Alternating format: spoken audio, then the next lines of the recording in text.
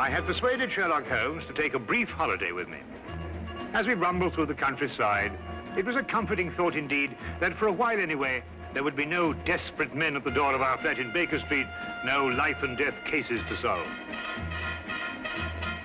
Ahead were 4 whole days as suspended and happily uneventful as this train trip.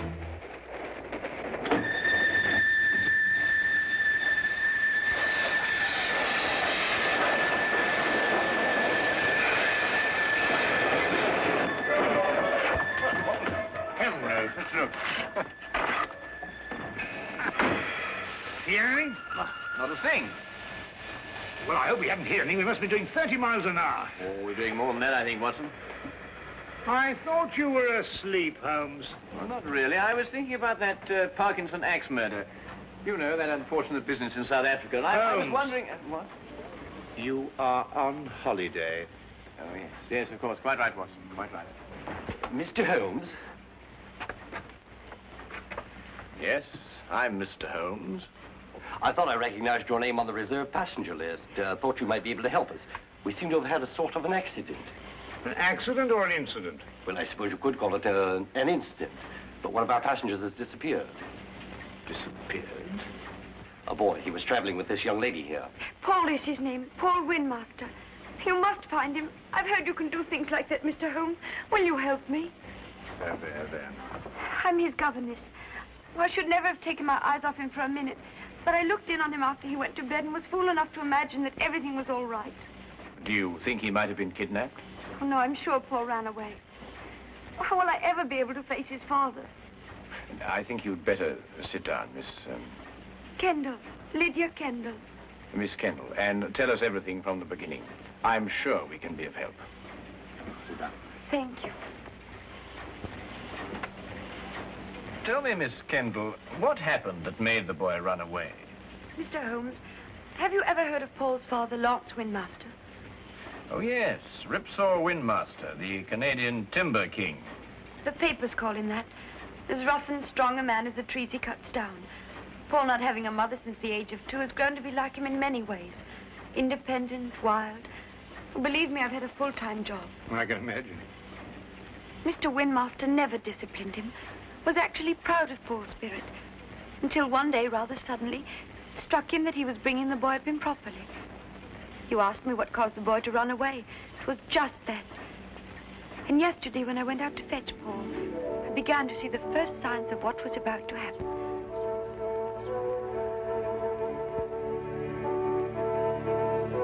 Paul!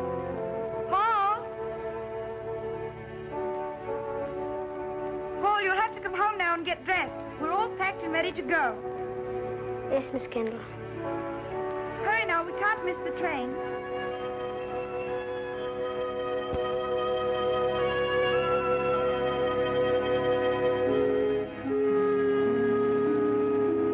Now, when you arrive at the school, you'll take the boy directly to the headmaster. He's received a full letter of instructions from me, and... Oh, there you are, Paul. Your Uncle Cecil's just arrived to say goodbye to you.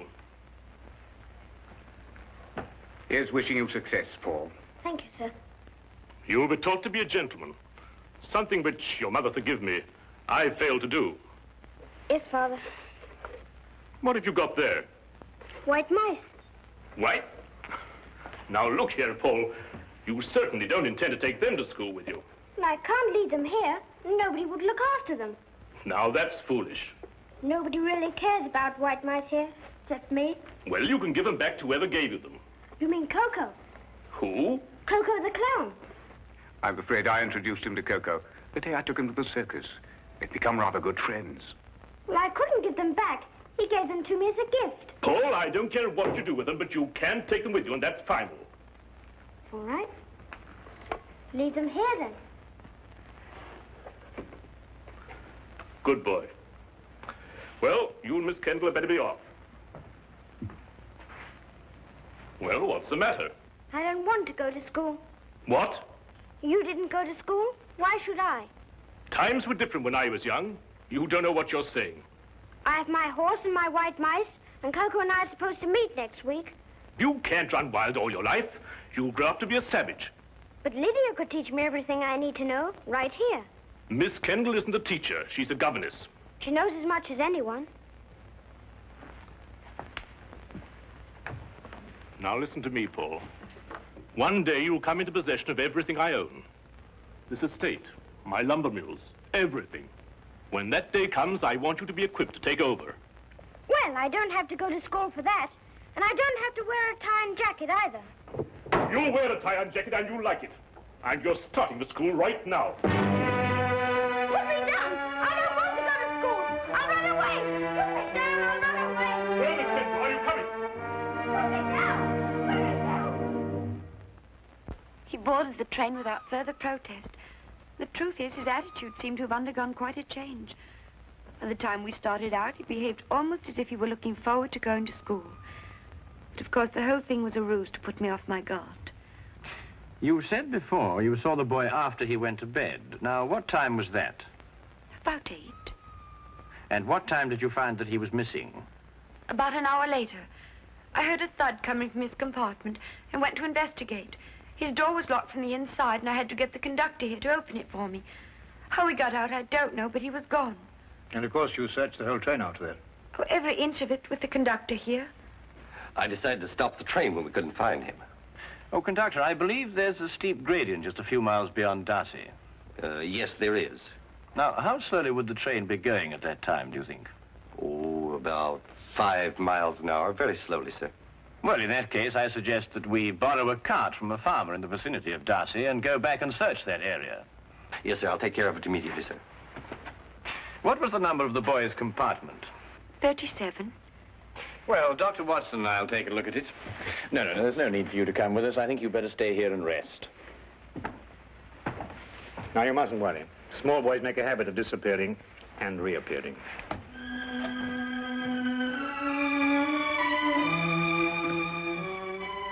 I hope so, I hope so.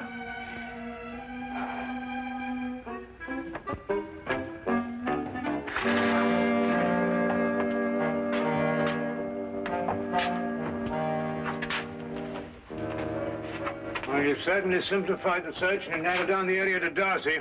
Here, Watson, give me a hand with this window, will you? Yes, sir. All the same, this train window.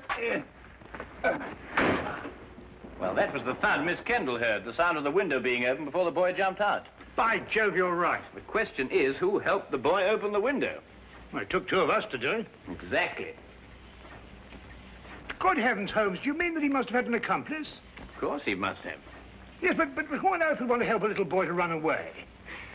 Well, when we know that, Watson, we will have the answer to the problem of the boy who didn't want to go to school.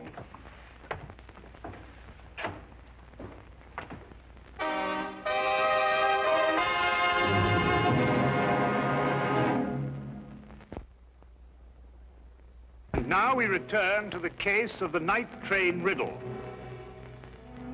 Taking Holmes' suggestion, we borrowed a cart and traced the rail line back to the upgrade near Darcy. We combed the area several times without uncovering a single clue. All of us were soon discouraged and ready to abandon the search. All of us, that is, except Holmes. We've been over this stretch 3 times already, Holmes. Yes, I know, but this is the only place where the boy could have jumped off. But we haven't got a shred of evidence, not a sight of anything, nothing at all. Look. What is it? A boy's cap. Miss Kendall, would you mind coming over here for a moment? Is that the boy's cap? Oh, yes, that's his. Then it has to be here. Look, over here. Here we are, Watson. The footprints of a small boy. Holmes, look, another set. Must be the boy's accomplice. Ah, good work, Watson. They end here.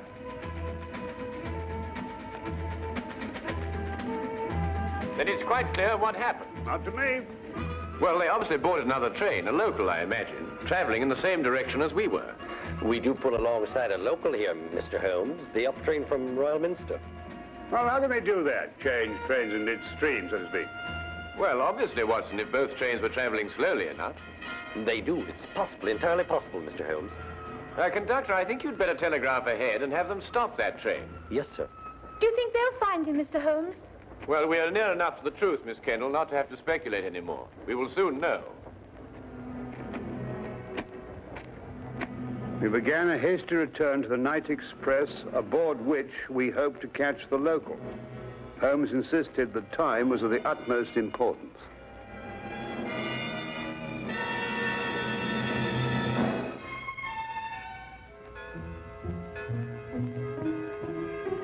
Paul. Pardon? I'm sorry.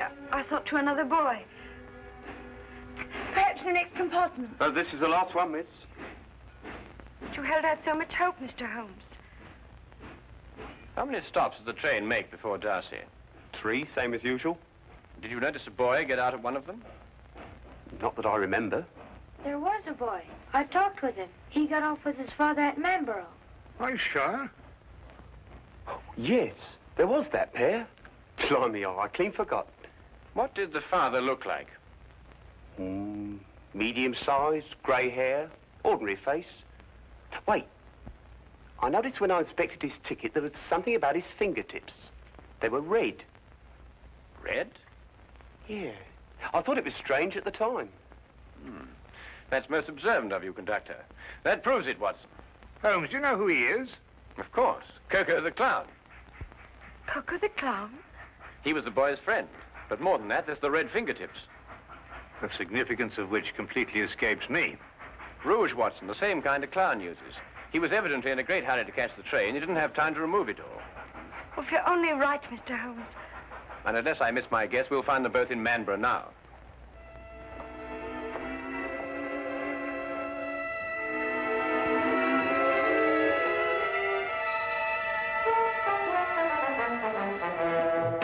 Watson, Miss Kennedy is sending a wire to the headmaster of the school, telling him they've been delayed.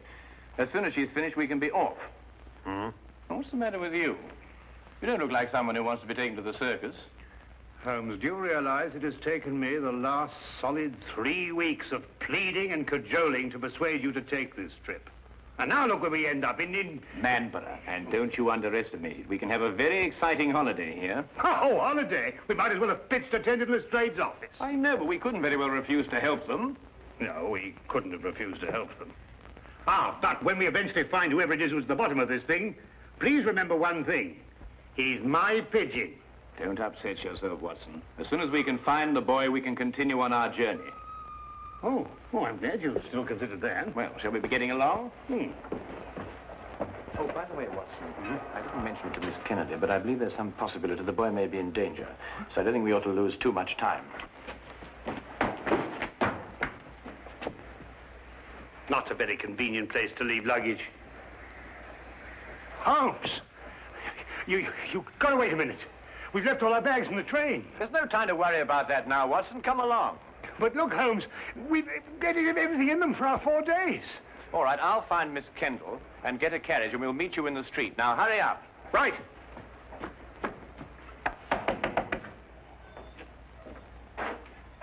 Could you tell me if the night express has gone yet? It had to switch back to the main line. I wondered if it was still in the yard somewhere. I'm awfully sorry, sir. You must have the wrong town.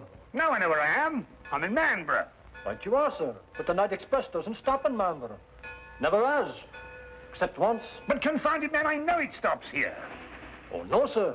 The only time the night express ever stopped in Marlborough was in the summer of '88. A wheel fell off the locomotive. Right out front here it happened. It stopped all right that night. Now, look here, this is urgent. I happen to know the night express stops here because I got off the thing at this station. Now, will you kindly go and find out if it's still here? Well, I have to go down to the yard area. In about 5 minutes, I'll ask the signal box. 5 minutes? Oh, never mind.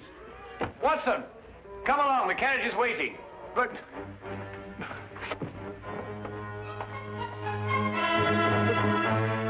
the luggage.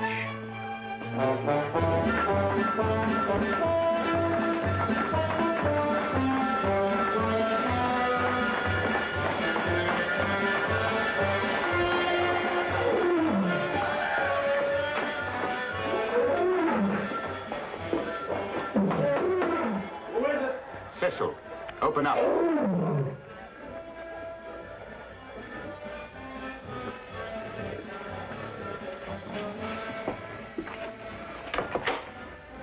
Did it work? We jumped off, switched trains. Ta-da! Like a couple of acrobats. Where's the boy now?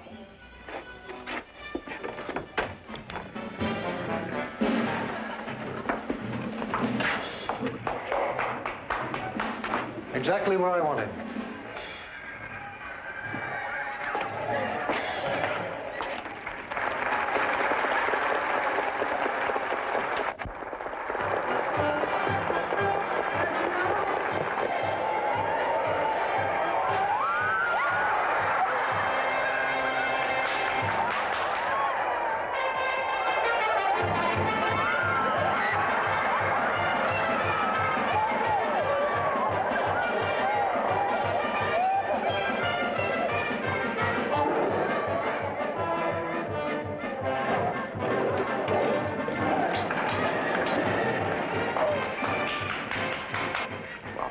And get it over with. I was waiting for a down payment. How much? £100 should do it.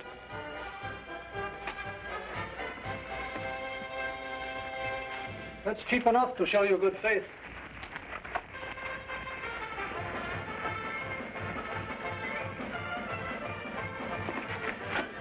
I'll expect the rest when I finished.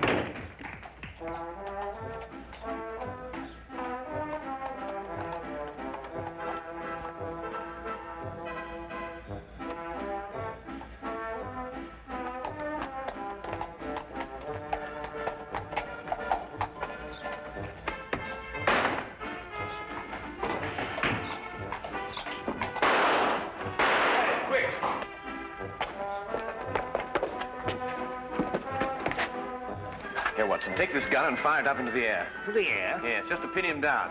What are you going to do? Well, I'm going to find out who he is and why he's trying to keep us from the boy. Well, go on, Watson, fire it. Sorry, Holmes. This one's mine. What? Watson! Watson, here! Fire it, Holmes. Fire it! Oh, very well.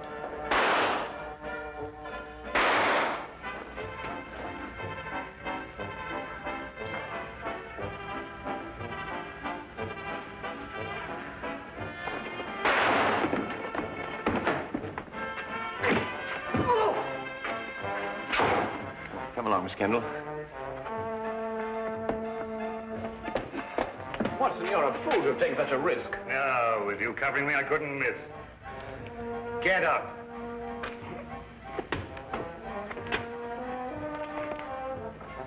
It's Mr. Windmaster's brother. Oh, Uncle Cecil. Yes, and the first in line to inherit the Widowmaster fortune if anything had happened to the boy. That's right, you would be the heir. You may not think so at the moment, Mr. Windmaster, but you're very fortunate. If the boy had been killed, you would most certainly have been hanged. Hanged? Yes, hanged. Stop him. Stop who? Coco, he's about to kill the boy. Push him off the catwalk backstage.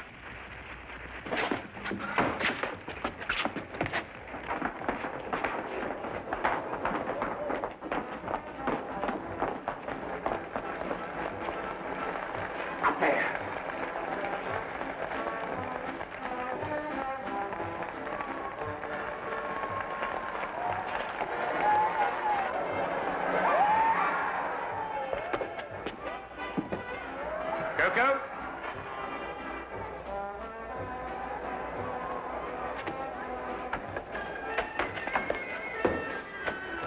Don't come any closer. I'm coming down.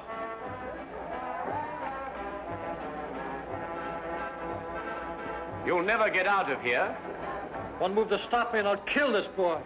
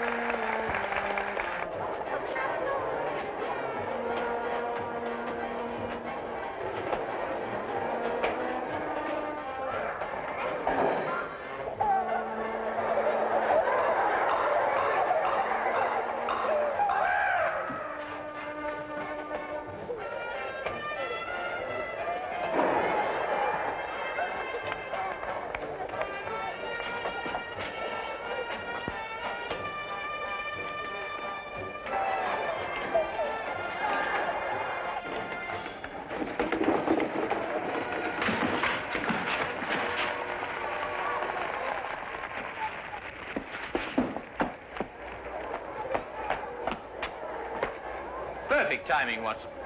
Yes, wasn't bad, even though I do say so myself. He wanted to kill me, and I thought he was a friend. Well, that should teach you a lesson, Paul. No one's a friend who encourages a boy to run away from school. Why, what would have become of Dr. Watson here if he hadn't gone to school? Well, it's very simple. He'd never have been able to accomplish that trick. But all he did was to... In dropping that counterweight, young man, I had to know the speed of falling objects, the theory of weight and counterweight, and of stress and resistance. Now, if I hadn't studied physics, there's no telling what might have happened to you. I never thought of that. No, of course not. Well, just you think of it from now on.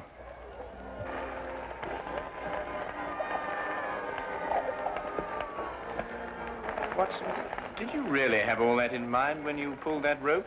Oh, I would believe it, of course. Oh, did you? Uh-huh. Come on, you. And you.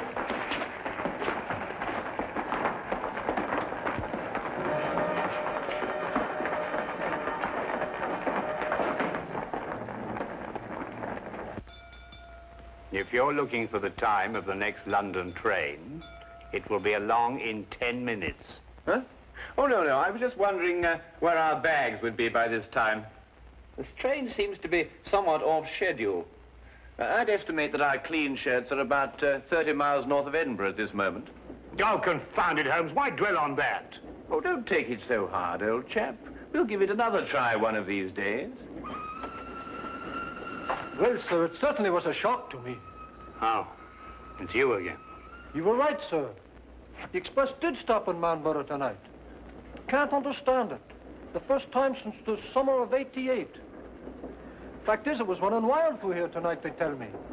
Came roaring through on the local line first, and back through here to switch over to the main line again. Can't for the life of me figure what they were up to. Left a couple of bags on our platform. No hint of a reason, just found them there. A couple of bags, did you say? Why, yes, sir. A suitcase-like. Don't know anything about them. One marked J.W. and the other S.H. Suppose we'll have to keep them in the office for the 30 days required. My dear sir, if you'll just lead me to your office, I think I can relieve you of those suitcases within 30 seconds. My name is John Watson. Mine will be the one marked J.W. Oh, you mean, I say, and this here gentleman is S.H.? Yes. This is my friend, Samuel Higgins.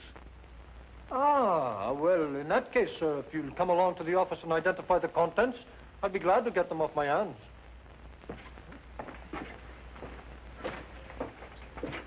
Samuel Higgins? Yes. You see, we have 3 whole days left.